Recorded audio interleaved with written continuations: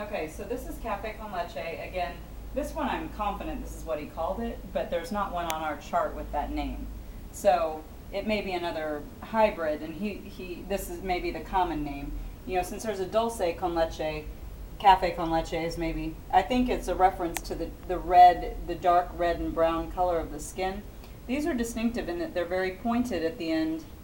You can see how they come to a point, more like a traditional U.S. mango that we're accustomed to. They don't turn back on themselves, but they all have this beautiful red skin, and there you can see some of that brown that makes me think it's kind of like their coffee. Even this one's got that brown coffee, but this is not a overripe mango. In fact, this one is on the greener side when I feel it. This one is not on the greener side, even though it's got some green, but you can see the deep red there. This one is a crazy flavor. It's with the maybe lemon starburst, starburst candy, orange starburst, or orange Tic Tacs. If you remember the flavor of orange Tic Tacs, we both noticed something kind of menthol about it at the very beginning.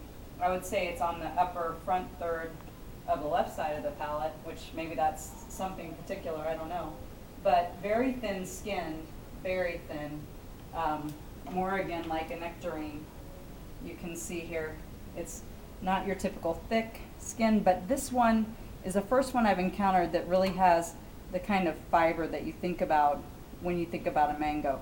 And it made that distinctive fibrous noise when I cut it.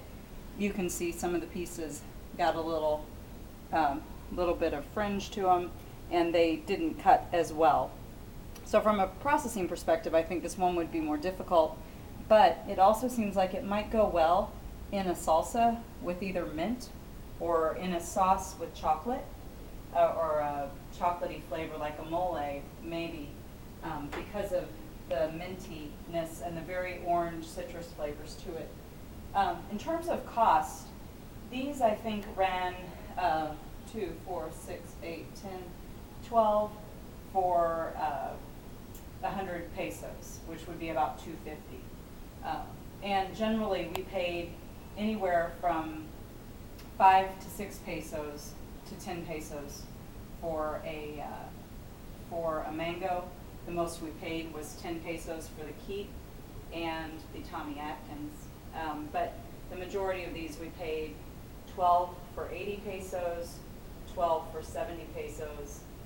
The banalitos were 10 for 70 pesos, and I believe that those might have been gringo prices on the banalitos, because I think the dulce de ora, or the dulce and the gota de ora started out at 50 for 12, and then when we paid for them, we ended up paying 70. So 20 pesos more when we actually paid, because he realized we didn't know what we were doing. So, so these are beautiful mangoes.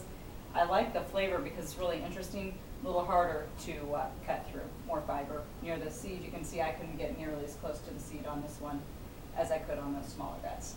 So, cafe con leche.